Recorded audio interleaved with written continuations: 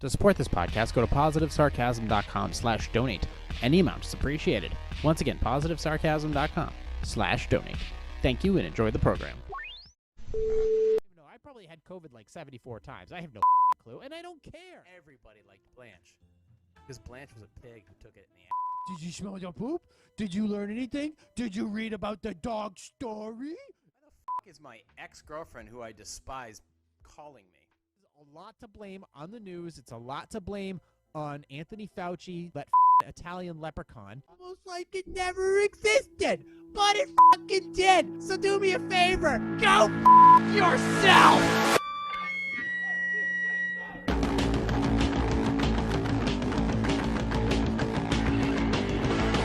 Hey here, positivesarcasm.com. We're here from the Spare Parts Studio. Like, subscribe, share, donate. positivesarcasm.com/donate. Any amount is appreciated. If you want to contact me directly, go to positivesarcasm.com. Click on the contact section. You can find me through social media: Instagram, Facebook, Gab, AI, Minds, whatever. It's fine. That's one way to do it. Wisdom. However, if you just want to go forget all that, you can email me directly. positivesarcasm@outlook.com. Just put the subject matter, and I'll go ahead and check that out for you. Questions, concerns, comments, whatever you got. Posing music for bodybuilders, movie reviews, all that stuff you can find directly on my website. What else we got going on? Oh, nothing. Just getting ready for some other stuff. Okay, so yeah, I wanted to talk about the Project Veritas thing today, and then I wanted to go ahead and get to some Q&A. Quick life observations. I was getting groceries this weekend. I saw this 90-year-old couple. I mean, they were old, you know, like legit old, not like, oh, in their 70s or maybe in their 80s, but still spry. Like, no, like legit 90 years old. Like the guy gets out of the car slowly, goes to the passenger side and helps his wife get out of the car. That type of old. Now what kind of car were you? What kind of car would they be getting out of? Like a 1986 Dodge Aries, you know, or, you know, like, maybe it was some type of ugly wagon or a Ford Edge, you know. No, neither of those. Not a Ford Edge. Not a black Lincoln Continental with grandpa tires like mine. Not a Tesla or a Prius. They basically got out of a rally car. What kind? Well, I'll show you a picture because I found it. It's essentially the exact same one. It was a late 2000s Subaru STI, blacked out. So this couple that could barely stand got out of this car. I'm like, oh, this is interesting. I mean, this definitely piqued my interest for sure. I mean, like, I wasn't expecting that. First of all, cool. Strafing them through the grocery store, strafing with them, like, just what are they doing here? What's their motive? And it's just a couple old people who drive a fucking car with more horsepower than mine. Going up to the grocery counter, going up to the deli counter. Do you have any pumpkin pie? Fucking like yelling it. And then after that's all over, being old, they get into a full throttle stick shift and just roll out of the parking lot. Just like amazing. Goes to show you, it's just like you can't. I don't know. I don't know what Grandpa was up to, but you know, he's still doing the damn thing. I think it's kind of badass. I mean, is that my first choice of car? No, but I didn't expect it. Didn't expect it. So, cheers to you, Grandpa. So, that was just a quick observation. I want to dive in completely into this Project Veritas story about the principal or assistant principal in Connecticut. I gotta read this thing. So, let's take our time, go through this, and you get this opinion for yourself. So let me get this out of here. All right. So Project Veritas, if you don't know, is a journalistic organization headed by James O'Keefe. All right. Now, this situation was based out of Connecticut. So they do a lot of hidden camera stuff because nobody's going to admit to this shit, publicly. So they set up a lot of hidden camera type, like they go on like dinner dates or whatever, and they see these people in bars, they videotape them, and they get them to essentially, I would hope, spill their guts. And then once they spill their guts, they then confront them in public. And these people, they act as if they feel like they got caught red-handed. And they do everything. They walk away, they run away, they call the police. In this instance, the police was called. So here, let's just go through this whole thing. So Greenwich, Connecticut, which is an expensive tax bracket. The assistant principal's hiring discrimination ensures subtle child indoctrination, which is a claim. You don't hire Catholics because they are more, quote, conservative. Progressive teachers are savvy about delivering a democratic message. Okay. Now, there are such laws, such as equal opportunity employment. We don't discriminate, and I believe also in New Hampshire, just as they do in many other states, including Connecticut, you do not disregard somebody as a possible new hire based on their race, religion, creed, sex, all that juicy stuff. However, Jeremy Boland, an assistant principal at Coscob Elementary School, his quote was, "Believe it or not, the open-minded, more correct." I'm going to go through this whole fucking thing.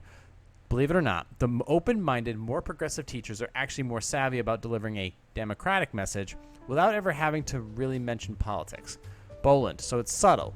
The teachers I hire will never say, "Oh, this is a liberal or democratic way of doing things." They'll just make that the norm, and this is how they handle things. It's an elementary school. It's subtle.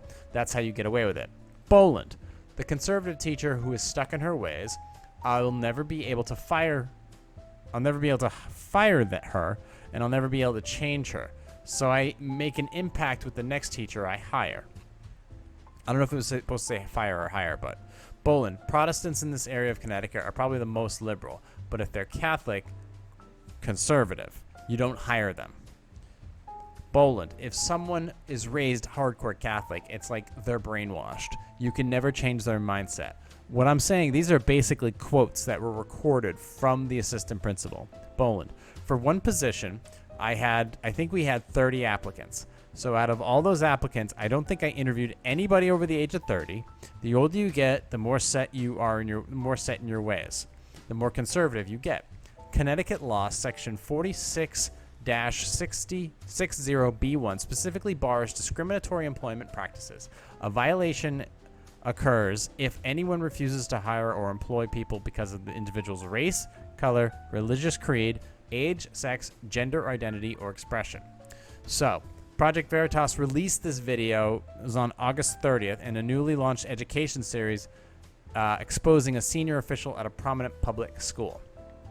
Okay. So Jeremy Boland, who serves at Coscob Elementary assistant principal, was recorded bragging about how he oversees the hiring of teachers who will disseminate progressive political ideas in the classrooms. Okay. Boland, you're teaching, and this is between Boland and an undercover journalist. You're teaching them how to think. That's it. It doesn't matter what they think about. They think about it in a more logical, progressive way. That becomes their habit. Veritas journalist. So you kind of like gear them to think in a more liberal way. Boland. Believe it or not, the open-minded, more progressive teachers are actually more savvy about delivering a democratic message without having to mention politics. The school administrator noted that it is difficult to terminate an employed teacher, so his focus is on who to onboard next. Boland. Remember that teacher I was talking about before? The 40-year-old? I'll never change that teacher. Veritas journalist. You're what? Boland. I'll never be able to change that teacher. Veritas journalist says, which one? Boland. The conservative one, who is stuck in her ways. I'll never be able to fire her. I'll never be able to change her. So I'll make an impact with the next teacher I hire. So my instinct for hiring, I've hired maybe 4 or 5 people. They're pretty good. Veritas journalist. Okay. Boland. So that's where I make my impact. He explains to the Veritas journalist how the teachers he hires will advance his political and ideological objectives. Boland. So it's subtle. The teachers I hire will never say, oh, this is a liberal or democratic way of doing this. I'm just going to repeat it because I want to go from the beginning of the article down to the bottom. It's a liberal democratic way of doing this. They won't say that. They'll just make that the norm. And this is how we handle things. It's subtle. Veritas journalists. And that's how you get away with it? Boland. That's how you get away with it. Veritas journalist.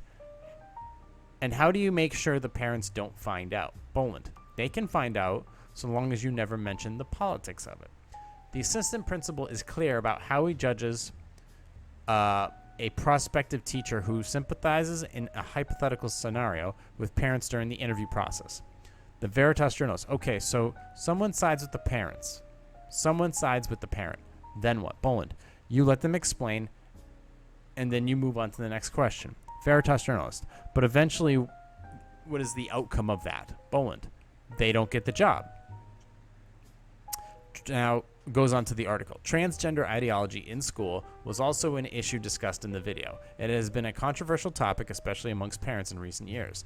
On this matter, Boland affirms that any teacher who refuses to acknowledge a child's gendered preferences has no place in his elementary school. Quote, so if you have someone, a teacher, who is a hardcore religious or hardcore conservative, they probably will say something detrimental to the effect, well, I don't think kids have enough knowledge to make the decision about gender identity at this age. Boland says, quote, you're out. You're done, he concluded. Boland admitted to the Veritas journalist that he discriminates against potential hires based on religion. Boland, quote, I'm not a huge expert on religion, but Protestants in this area of Connecticut, that's Greenwich, are probably the most liberal. But if they're Catholic, conservative. Veritas journalist, so what do you do with the Catholics? If you find out someone is Catholic, then what?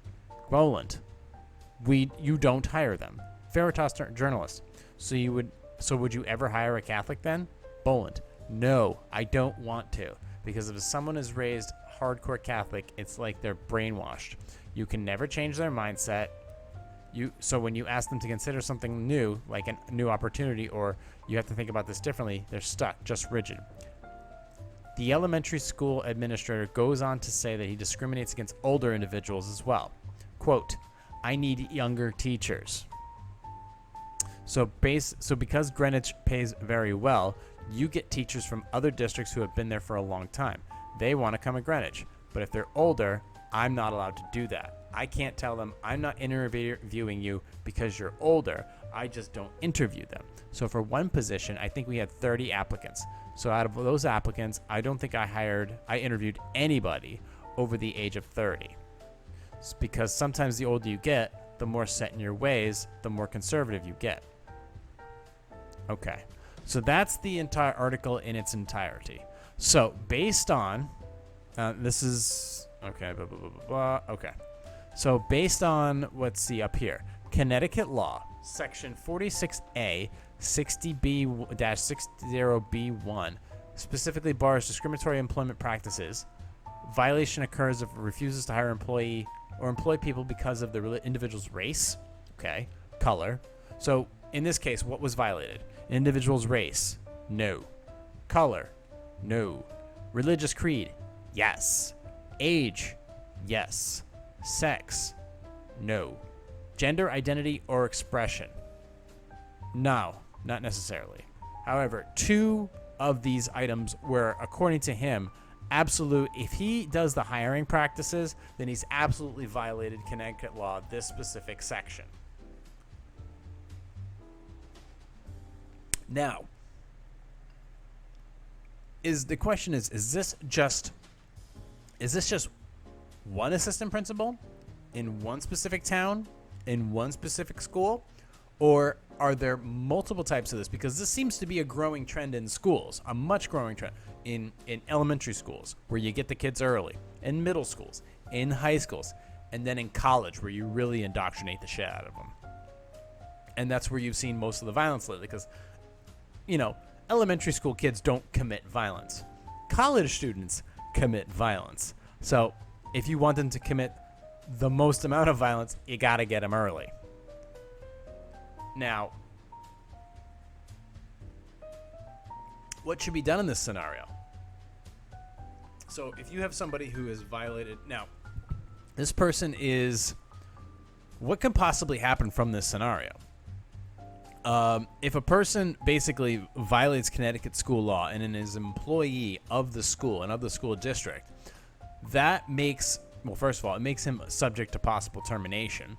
And it also makes the school itself subject to a massive lawsuit. All one student or one parent has to do is pick up the phone, call a civil liberties lawyer or an employment lawyer or what have you, and say, I want to file a lawsuit against them due to this reason. And they're fully, because they're taxpayers of the community, they have every right to do so. There's no waiver at all. If it's a private school, I don't know, but this is not a private school. This is a public school. It just happens to be in an expensive area. So they're not hiring these teachers. It's all out in the books. Now, what else can happen from this situation? Well, I mean, a major review. I think that they actually, there was a what do you call it? A statement put out by, let me find this actually really quick. A statement put out by the school board regarding this situation. Let me see if I can find this. Everybody's talking about it right now, too. This is WS12 Connecticut. Follow-up coverage, Cobb School Assistant Principal. Classes begin here tomorrow, but their assistant principal, he will not... Okay. Classes begin here tomorrow, quote, but their assistant principal, he will not be with them tomorrow. Ouch. So there's a follow-up coverage regarding his employment status. So they're absolutely in damage control right now. Let's see. Tony Jones of the Greenwich Public Schools. So Tony Jones, I guess, is the superintendent. So Dr. Tony Jones, superintendent of schools for this area. August 31st. Dear GPS, Greenwich Public Schools, the following is an update regarding the viral video that contains footage of an administrator at Cobb School. Immediately, the staff member was placed on administrative leave. Once again, we do not support any opinions that promote... Actually, let me just see something here.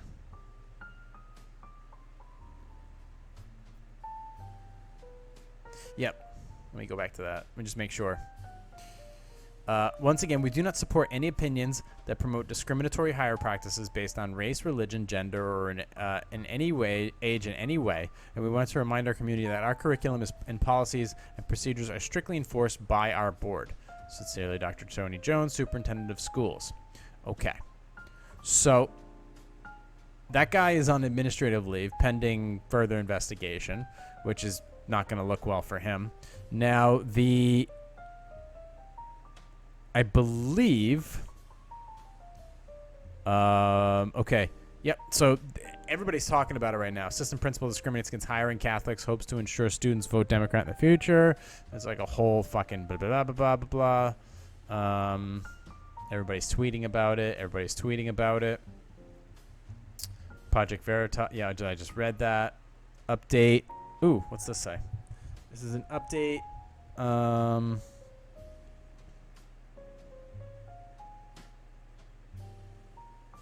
LinkedIn Jeremy Boland. Looks like a fucking asshole too. Oh, he deleted his LinkedIn account. That's fucking funny. I'm gonna send a clap for that. And then they went to confront him at a restaurant, and then a bunch of cops showed up and said, you have to get off the property or we're going to arrest you. This is okay. Government Ned Lamont of the state of Connecticut recently just put out a thingy today, August 31st. Governor Ned Lamont today released a following statement regarding hiring practices at local school districts. Quote, discrimination of any kind has no place in Connecticut, especially in our public schools. This is not aligned with our Connecticut values. What the hell are Connecticut values? The Connecticut State Department of Education is aware of the incident and has been in contact with Greenwich Public School administrators and is monitoring the situation's progress, whatever that means.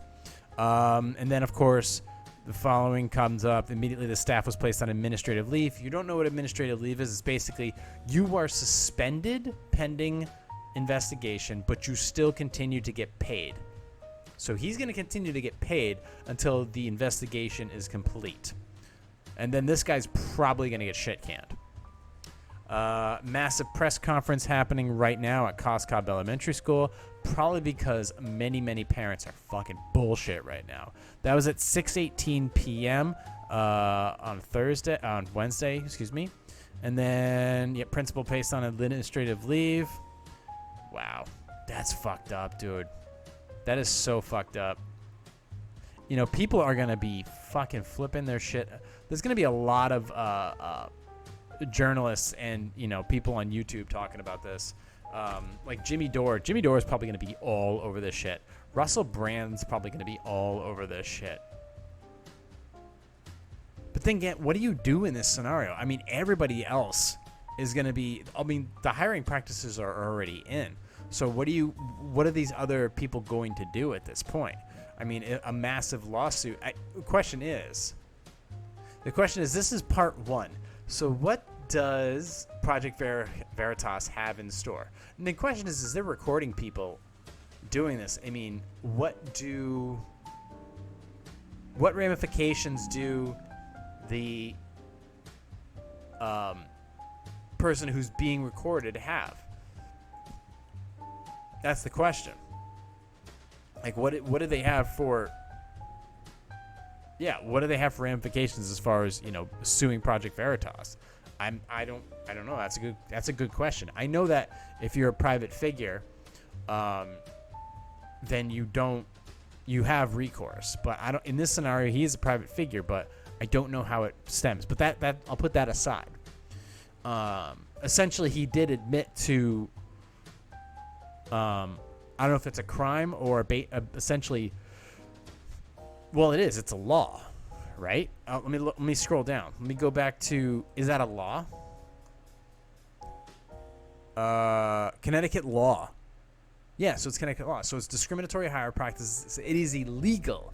It is a crime in the state of Connecticut, as it is with many other states. Whether they're blue states or red states, it doesn't matter. Connecticut is a blue state. But... yeah, 100% illegal. I don't know if that's a felony or a misdemeanor or whatever, but I'm going to actually look up this state law. I'm going to go ahead and let's see. Let's go to DuckDuckGo, which I think I need to switch from this. Law. Okay. Pregnancy means pregnancy? Huh? This is not the one I'm looking for. Human rights discriminatory practices is section 46A. Okay. For any employment agency, except in the case of a bona fide occupational qualification or need to fail or refuse classify properly employment, otherwise discriminate against any individual because of the individual's race, color, creed, blah, blah, blah, blah, blah. Present, past history, or mental disability, intellectual disability, learning disability, physical disability, including but not limited to blindness or status as a veteran. For any person, employer, labor organization, or employment agency to discharge, expel, or otherwise discriminate against any person because such person has opposed any discriminatory employment practice or such person has filed a complaint or testified or assisted proceeding under 46. For any person, whether employer or employee or not, declared to be discriminatory for any person, or yep.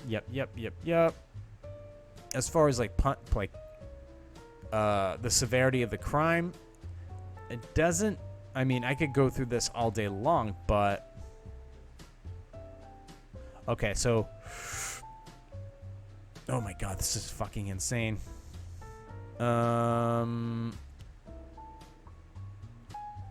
Yeah, I wouldn't be able to find it. But yeah, it's absolutely, it's not a violation, it's an actual crime that he's essentially admitted to being a part of or doing. So the question is how far can the class action lawsuit that you know is to come, how long is this going to, how much actual evidence is there? Now it says this is part 1. So I'm assuming there's a part 2 coming out. And what's that going to entail? Who are they going to come with next? You know what's crazy is you go to Project Veritas' website, This is part 1. And then you can be an undercover journalist. I mean, wow. It's so, I'm baffled, like, what kind of a shitbag this Jeremy Boland is. Let me look him up. Let me go to LinkedIn. Let me go to LinkedIn and see if I can find this guy. LinkedIn. LinkedIn.com. I'll go to fucking LinkedIn, dog. Let me see here. Are you looking for a job right now? No. Let me see. Let me get rid of this. Goldman cuts COVID rules and RTO. That's pretty cool. Snap. Oh, wow. Look at all these freaking layoffs latest. Companies making cuts. Snap to cut 1/5 of workforce. That's fine. All right. So, I'm sure plenty of people have Jeremy, Boland. Jeremy Boland. Let me see if I can find him. Positive Youth. Retail manager at Walmart.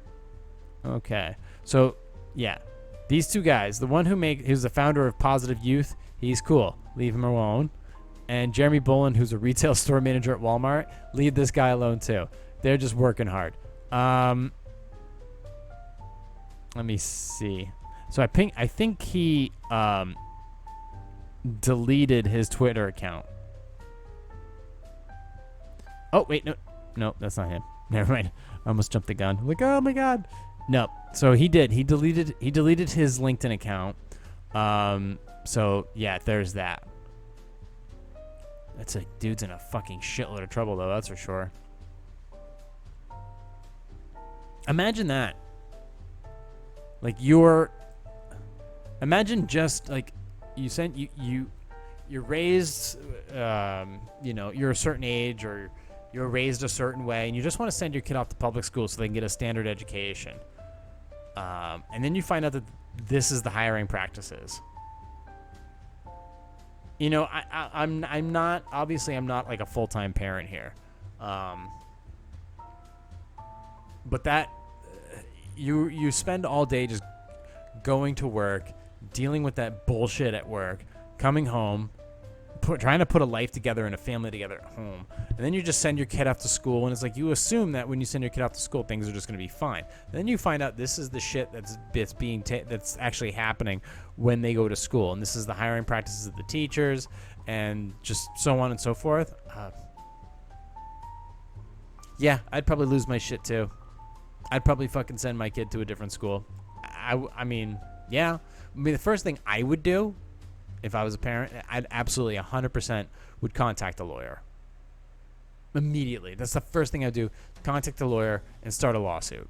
And that's it. I would just essentially, financially, burn the Greenwich school system down to the ground. No, and I'm sure that's taking place right now. I'm sure there's some civil liberties lawyers and some employment attorneys, and there's a bunch of teachers or teacher candidates that wanted to get the role but apparently not gonna. They're gonna be speaking to attorneys right now. It's gonna be an absolute shit show. So, first of all, shout out to Project Veritas and James O'Keefe and his team for putting this together. That's insane. That's absolutely insane. In the meantime, if you want to support this podcast, go to positivesarcasm.com/donate. Any amount is appreciated.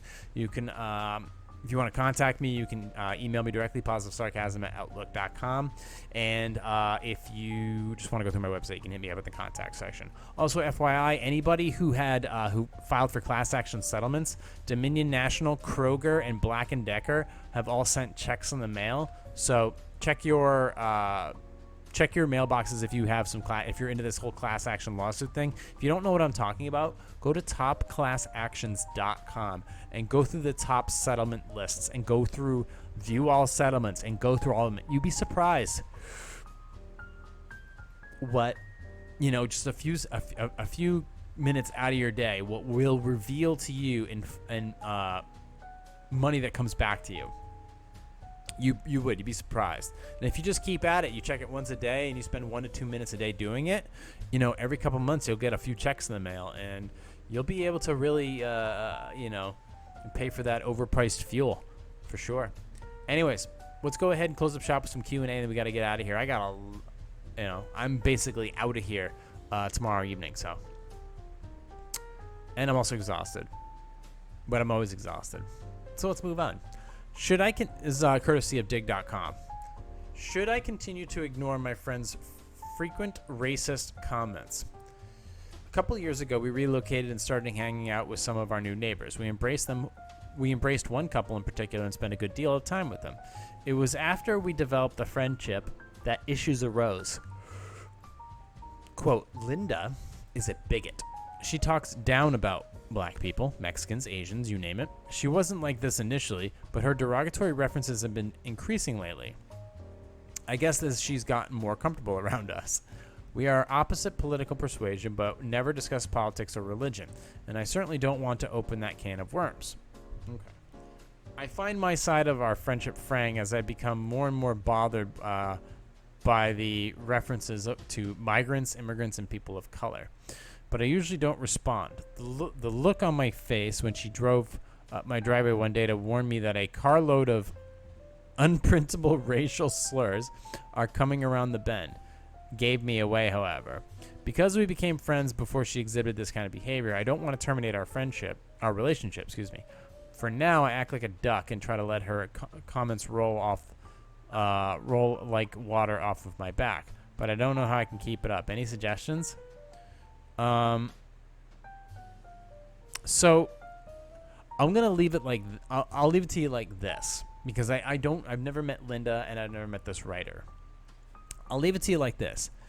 If you are around people that make you uncomfortable, that you don't like, that you don't enjoy your time, that don't enjoy your well-earned time with, or that you feel just set you back in anyways, or even just people that annoy you, you just stop hanging out with them. You stop talking to them. You just cut yourself off from them. Because in general, people who are a bore, people who are annoying, people who make your day harder, make your day less enjoyable, you just stop hanging out with them. Doesn't matter if they're racist. Doesn't matter if they're bigoted. Doesn't matter if it just matters, or boring, or have gingivitis. Doesn't matter. If they are people that you don't want in your life, you just stop hanging out with them. Family or not. Well, family, you usually give them a longer noose to hang themselves with. But for the most part, if you don't want to hang out with these people, you just stop doing it. Okay? If you don't think they're coming, if there's absolutely in your mind no ifs, ands, or buts, these people just annoy you and they don't do you any good, you stop talking to them. And that's pretty much it. Let's move on to the next one. Should I call out my former boss for urging me to follow Jesus? My boss sent me this after I quit. Good morning, Jane. Good morning, Julia. I wasn't working on your last day and didn't get a chance to thank you for your time with us. I sure appreciate you staying your last few weeks. With an employee/boss relationship, I am limited on things I can talk about. Well, I'm not your boss anymore. I am someone who cares very much about you. I pray for you quite regularly. I know by the messages you have on your vehicle that you might not think that matters. Oh, Jane, it does. Satan is real. So very real. I can agree with that. I know you have studied about him, and now seem to be inviting him to be the Lord of your life. I beg you, Jane, please spend some time studying who Jesus is before you make your final decision. I was 44 years old when I decided to follow Jesus. Best decision I ever made. Eternity is a guarantee for all of us. I truly want you to be a part of mine. Okay. I never responded. I don't believe in God, and I have a Hail Satan sticker along with I don't believe in God and have Hail Satan stickers on my car along with BLM, pro-choice, and pride stickers. Okay. So clearly you're just as shouty. She is very Republican, and I know she's religious from casual conversations we've had at work. And she also knows that I am not a fan of mainstream religion from the same conversations. Those conversations have never crossed the line before, but I really feel like this crosses the line. I want to call her out, but she's a year away from retirement, and I don't want her to get fired when she's that close. I would feel bad, but I don't know what to do if I should do anything. Well, she's not your boss anymore. So I know your life sucks, but do you want to ruin hers?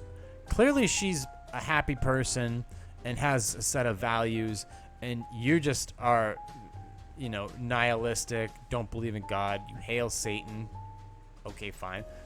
The bumper sticker thing, never really a fan of, never really could deal with that.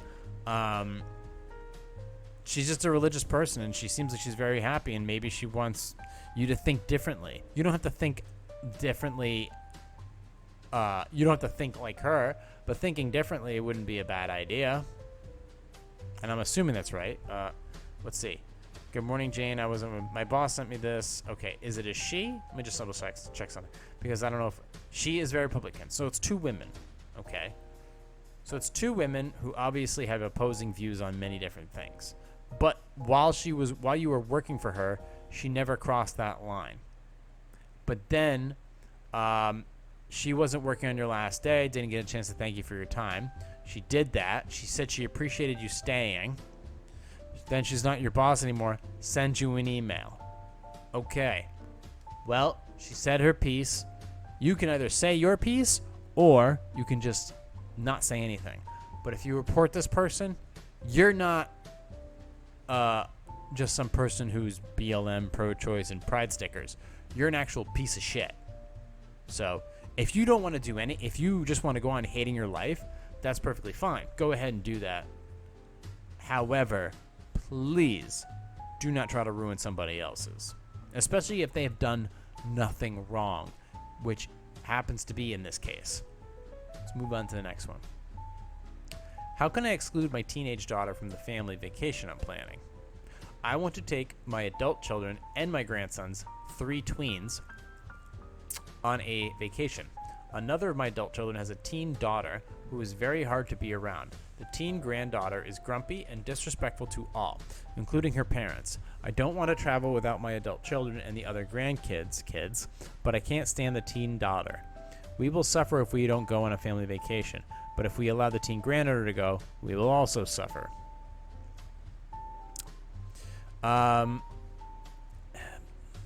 You don't want to constantly focus all your time on people who annoy the piss out of you, but aren't currently annoying the piss out of you just because they're there.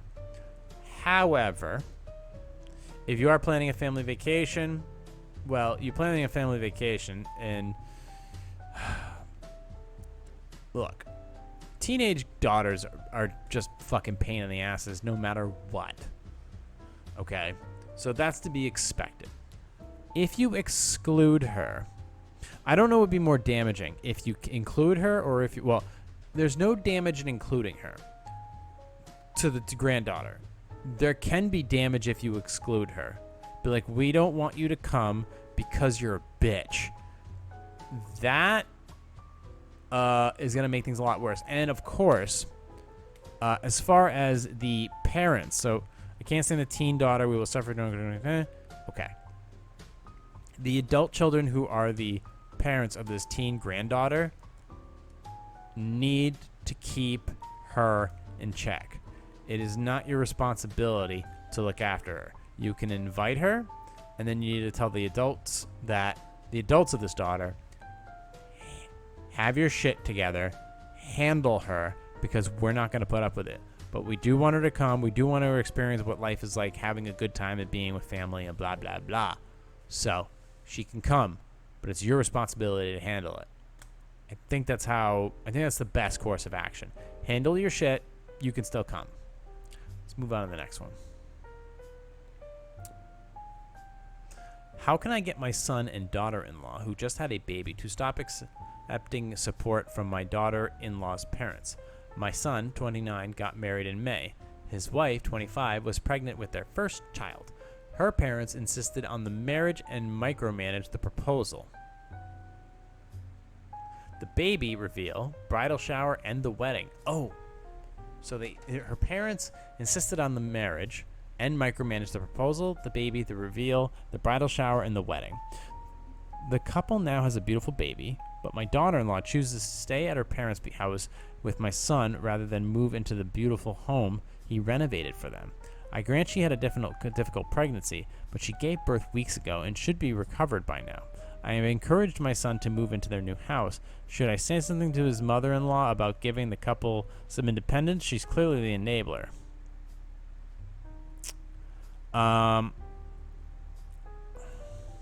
Well, she's a brand new mom, so you kind of want to just leave things be. I wouldn't want to agitate that.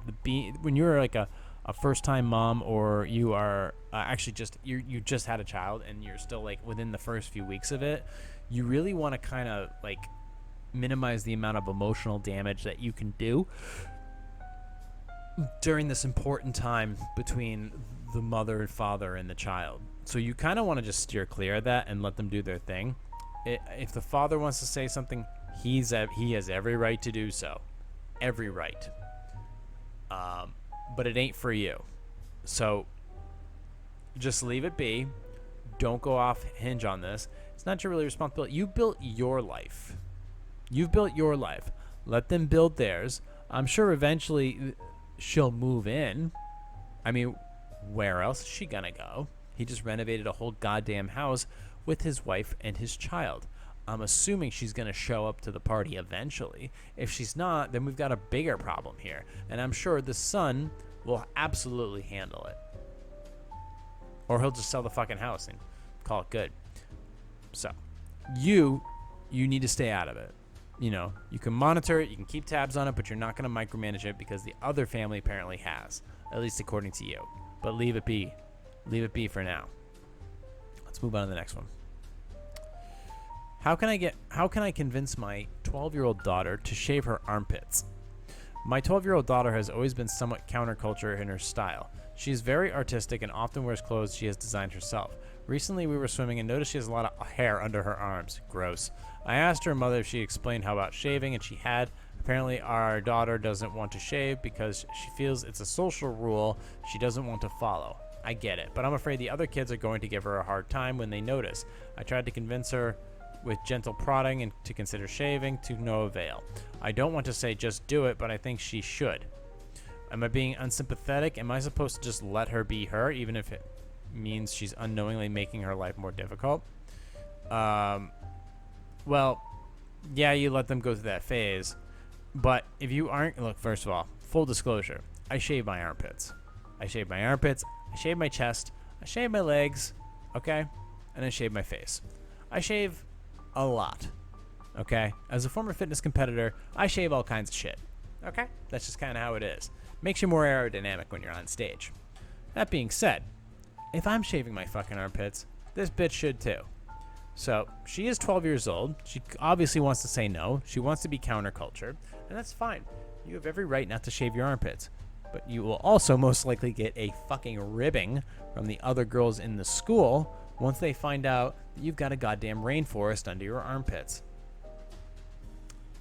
That's going to be for her to have to traverse. That's her problem. And you know what? I'll be perfectly honest with you. Shaving your armpits is a fucking cakewalk. It's one of the easiest. That is one of the easiest things to do if you just keep up with it. So I don't know what her problem is. It probably just because she's 12 and she's an idiot. She's barely been on the planet. So if I can do it and it's easy, then she can do it too. That's it. Don't need a wax. Just need a Dollar Shave Club, 5-blade razor. And next thing you know, you're clean as a whistle. How can I get rid of my neighbor's yard sign for a local political candidate who ran against my friend? I live in a mid-sized city in the South. I'm good friends with the mayor. He's a really great guy, and unlike most politicians, he doesn't have a dishonest bone in his body. He won re-elections 2 months ago, getting well over 50% of the vote in a crowded field and avoided a November runoff. Despite the fact one of my neighbors still has a lawn sign of my friend's main opponent. I have to drive past that stupid sign in every day, and it especially angers me because the opponent never called my friend to congratulate him. I was going to the election night party. Around midnight, it came clear he was going to get over 50% of the vote. He didn't want to give a speech until his main opponent conceded, but she didn't call that night. She still hasn't called. Wasn't even a dirty race. She just lacks character. I'm at a loss of what to do with my neighbor. I really hate that sign. I want it gone. I don't know the neighbor personally. I shouted hi from the street when my kids went to the door trick-or-treating one time. Please help. Eventually the sign I wouldn't worry about it. Eventually, the sign will go away. It shouldn't just sit there. I know there are some people who just have their signs up forever, but those are probably people you generally don't talk with on a daily basis. I really wouldn't worry about it too much. For the most part, most signs go away after like a couple months, so I would just expect it to disappear. Your friend won. Congratulations. So there you go. I guess just take that as a win and try not to chew on the really small losses of somebody not wanting to clean up the front lawn. So I don't know what else to tell you. I just leave it alone. These are the little things that normally can drive you nuts, but in this case, I would just leave it be, because that is the sign of a loser. That is somebody who lost. Okay? That's all. Just know that every time you drove by that person lost and your friend won. Okay? Anyways, we are at... I forget what time. We're probably like 45 minutes, I think. Want to close up shop for this week.